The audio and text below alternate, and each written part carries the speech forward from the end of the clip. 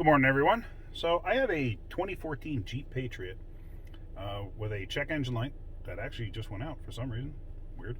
Anyway, it has a check engine light, and they said they can't accelerate past 30 miles an hour, and it feels like the transmission is not shifting.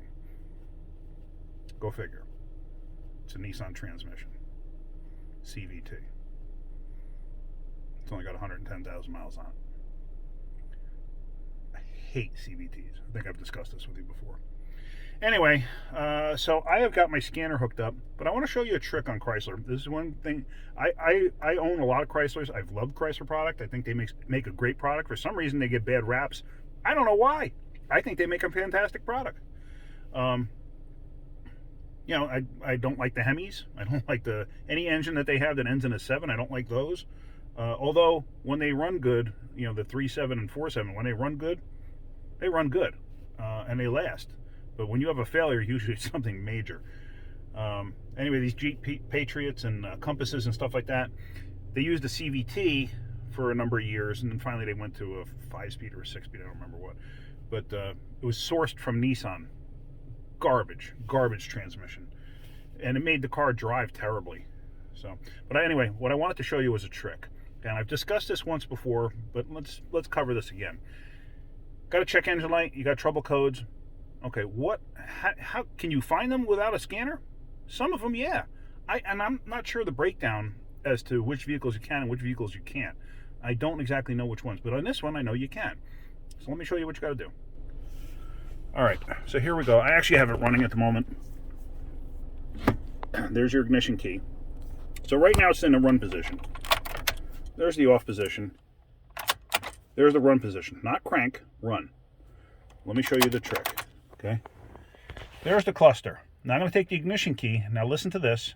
I'm going to go run, off, run, off, run, and leave it there. Now watch where it says 40 degrees. Watch that. That's the odometer, actually. P2101. Any other codes? P2110. And low tire. Change oil.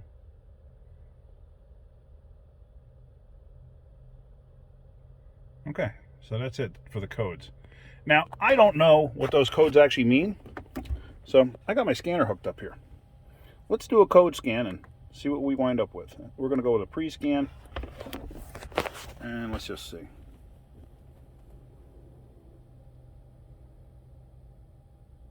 Oh, look at that. Not what I thought it was. I thought it was going to be a transmission failure, in all honesty, because these are not known for being great trannies. And usually right at about 110, that's usually about it on these things. I mean, I have seen some go 200,000. That's rare. Most of them fail between 80 and 110,000. So we're at 68%. Just going to wait till it finishes. 73%. 78%. So it sounds to me like this thing has a bad throttle body.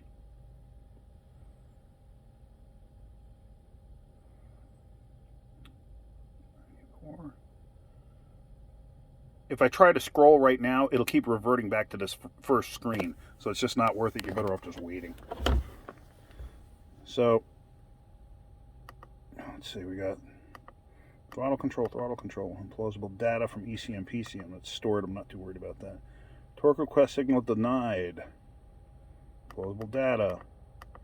Lost communication with radio. Okay, so stuff I just don't care about. Low tire. Invalid data. Okay, I'm not too worried about that. Alright, I'm going to venture a guess that we have got a faulty throttle body. I have seen plenty of those go bad on these things too. Now, doing that key situation thing, that little trick there to get codes, that will only give you the it'll give you all the codes that are in the PCM only, and sometimes it won't give you all of them. It may not give manufacturer specific codes. Those it might not give you. It may not give you codes that haven't come, or hold on. it may not give you codes that haven't matured yet. You know, they may be pending codes or whatever. So I always follow that up with a scanner just to see, because I have seen it where, you know, you get only a PO300, but meanwhile you have a PO302 in there also. So, you know, the majority of the misfire would be on cylinder 2. So anyway, I thought that was a neat trick. I figured I'd show you that. I'm going to get into figuring out if this is if the problem is the throttle body or not. I got a funny feeling it is. I'm just going to take it down my little dead end road here. In fact, that'll be a good little video for a road test, just to see if it acts up. And that's about it. So if you guys like my videos, hit the like button. If you could, please subscribe. I'd appreciate it. Help me make better videos and better content and more videos and you name it and blah, blah, blah, blah, blah. Anyway, that's about it. You guys have a great day. Keep wrenching.